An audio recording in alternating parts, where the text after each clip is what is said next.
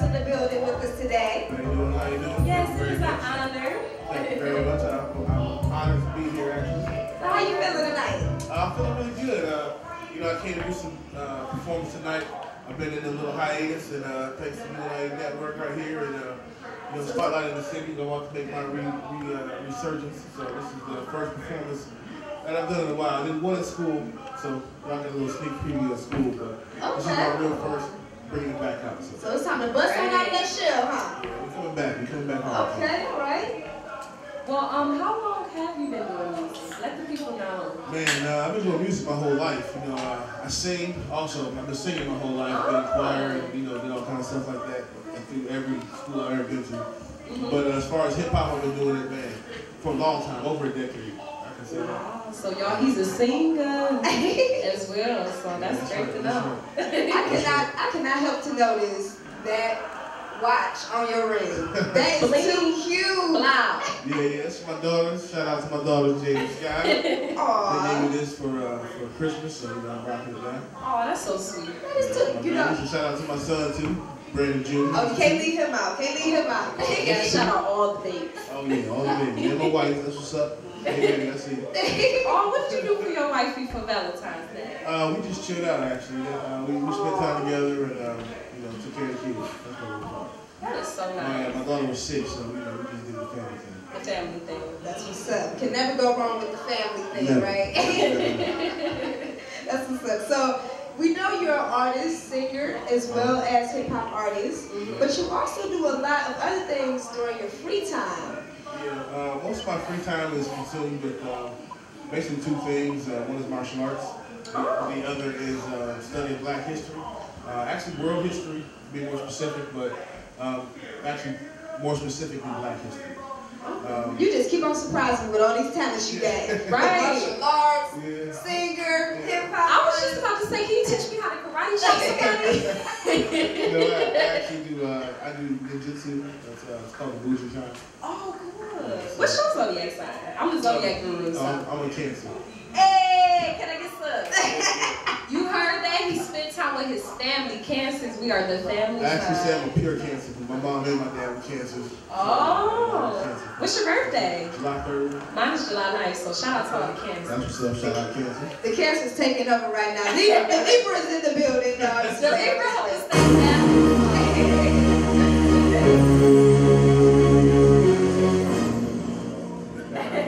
Well, all right. That's all right, though. The Libra got us balanced over here, so that's okay, y'all. That's okay. It's okay. What's going on? Good? Yeah, all right. So, yes, but my free time is mostly taken up with Black History. It's been Black History Month. I want to also come on and say a little bit about just the state of Black history in this country and how we approach it. Okay. So, I have a problem sometimes a lot with my daughters in school, and they bring home Black history projects because it doesn't reach really far enough. They all start with slavery, sons of slaves, runaway slaves, sons and daughters of slaves, and not to take anything away from these great people because they were great people, but our history doesn't begin with slavery. Our history begins way before that. Actually, I gave my daughters a Black history quiz this year. My daughters and my niece actually. And we asked them a bunch of questions, just try to make it fun, some interesting things, name some other countries that pyramids are found in, like China and Russia, and even in the Americas. But one specific question I asked them was, what is a Homo sapien? So you have to understand genetics also when we talk about Black history. So let us know what's a Homo sapien. So a Homo sapien is any human being on the planet today, right now, is a Homo sapien. No matter what race, what culture they are, Black, white, Chinese, whatever. We're all Homo sapiens. Right. So the question then becomes, okay, if we're all Homo sapiens, then where do Homo sapiens come from? And that's Africa. All Homo sapiens come from Africa. There's no other part of the world that they sprang up in. They didn't come from anywhere else. And this is scientifically known. You can ask any anthropologist, you can ask anyone. This is the absolute truth. This is indisputable. Okay. So, if everyone on the planet comes from Africa, and we're all descended from Africans, then why does Africa have such a negative connotation attached to it? Okay. A lot of times you hear people say, go back to the country of Africa. First of all, Africa is not a country, it's a continent. Exactly. Exactly. It's got 54 countries in it. Speak on it. Let's remove that piece from our brains and stop thinking this, this one. It is a very one big land mass. Right. There are many countries in Africa. Okay, so getting back to the anthropology of it, getting back to the Homo sapiens. Okay, so over 100,000 years it took for races to develop. So that means once Africans left Africa and we started to travel around the world, no need for boats because you can use the Gulf Stream currents and the currents in the ocean to carry you all around this world. Get in the boat, you'll be there. That's why you have African influence all over the world. In Mexico and in South America, you have these big heads that they try to say are aliens or they don't know where they came from, but they clearly have black features. These are clearly black folks. These look like brothers and sisters and cousins of yours. This is not questionable. So it all started in Africa though, and then we migrated and started developing different features. Exactly. Like I have a song called Racism. In the Racism song, I talk about how over that time period, those features developed. In Africa, we needed curly hair for the heat to be released from our head because 90% of the body heat that you lose comes from your head. So if your head is matted, like a European's hair, you can actually literally overheat. We know that if you get a temperature of 101, that you are sick. That head may go pop. So, but in the mountainous climates, the mountainous regions, where it's cloudy, they didn't need that curly hair. So their hair is matted. Their noses are more narrow because of the higher altitudes. Ours are wider because of the humidity in Africa. So these are just features that we developed as we evolved into other cultures, other races. Because we have to accustom to our environment. Right. So we develop these features so that we can live in certain areas of the world. Right. So then let's skip a little bit ahead. I don't want to take the whole time, but so then you look at the development of different parts of the world, and we credit other cultures and other races with things like medicine, with things like mathematics, astrology, theology, the study of man, all these kind of things. Yes, all these things come that. from North Africa. They come from Central and North Africa. They come from our homeland. They come from our people. We're very talented people. We are very talented. That's why we gave the world science, mathematics, architecture, all these types of things. And they'll try to say, oh, Mesopotamia came first, or the Sumerian culture came first, and this type of thing. Anything besides give credit where credit is due, and that is to us. So once you start to begin to unravel these things because it's all out there for it. If you go, I urge anyone to not take anything that I'm saying to face value. To listen to what I'm saying and to go find out about it on your own. Because there's nothing like reading about it. That old adage, if you want to keep something from a black man, put it in the book. Put it in the book, yes. Oh my goodness. And sadly, that still applies because think about how we learned when we were in school, we were reading things that they forced us to read. It had nothing to do with us. Yep. So we associate reading with boredom because what we read was boring. You see, it wasn't until I became a little older I started reading things like Donald Goines.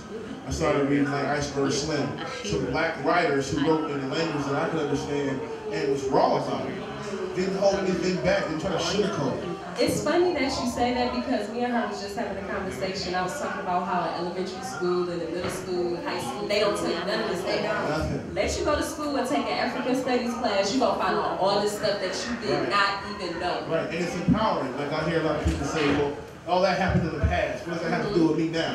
Right. What does that have to do with me making money right now? I'm going to put it to you like this.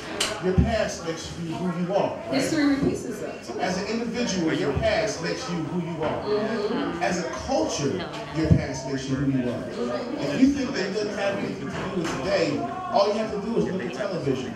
Look at the movies. Look at how we're portrayed. I talk about the radio all the time. As an artist, I don't even listen to the radio. Oh, we don't listen to radio. Because there are songs that they play on the radio that they have to remix down so far that you can't even enjoy the song, even if it's a good song. You don't even know what these artists are talking about anymore because they gotta blank out every other word. Right. The auto-tune is so real. And I'm in the industry. I'm in the underground. I know that there are many artists out there whose music should be being played right now as opposed to this, but instead they will play the things that make us blind, the things that keep us occupied. I feel like they try to dumb us down a little bit, Well, not even a little bit, a lot of it. If you understand where you come from, if you understand that everything that they're playing, not everything, but a lot of the things that they're claiming belong to you, And then you understand where things come from, like religion and law and how we deal with slavery now.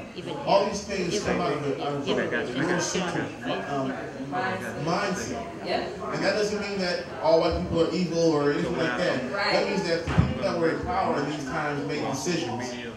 And these decisions that they made are still affecting us today. Yeah, and I like how you brought up the slavery thing because we actually are still enslaved. It's just a different form of slavery. It's a mind enslavement. Like you were saying with the music and everything, there's so many young people growing up listening to this music and it's not empowering us. And that's why I chose the 80s. When you were out there, I said the 80s because back then, the music they used to make would make you feel good. Oh my goodness. And see, we're still perpetuating Willie Lynch's stuff. You know what I mean? Like, if you don't know who Willie Lynch is, he was a Portuguese slave owner who came to Virginia and taught the slave owners how to keep their slaves, you know, in check, basically, so that they won't revolt. And what he told us was, you know, to put the black slave, the dark-skinned slave against the light-skinned slave, the female slave against the male slave, the old against the young. And we still perpetuate those things now. Think about this. We still claiming East Side, West Side. We still claiming backpack rapper over gangster rapper. We are dividing ourselves, and we don't understand that. Music is music. Don't put yourself in a box. Right. And I'm glad you said that. I love the education that you have. I hope a lot of people take heed to this and really look into what you're saying and really look up what he is talking about today because it is real. Now, RC, you do have a song to perform for us tonight. Now, what song is that? The song's called Motivation. Motivation. It's talking about what we're talking about now. You know, if motivation is your fuel, then what's the tool? You know, you can be motivated to do anything, but if you don't make that move, if you don't have action, if you don't actually do, then it doesn't matter. So that's what the basis of the song is about. Okay, cool. Well, we'll be right back on Spotlight in the City. We have a commercial break coming up for you all, but stay tuned because we do have RC performing live. Yes, stay tuned on Spotlight in the City.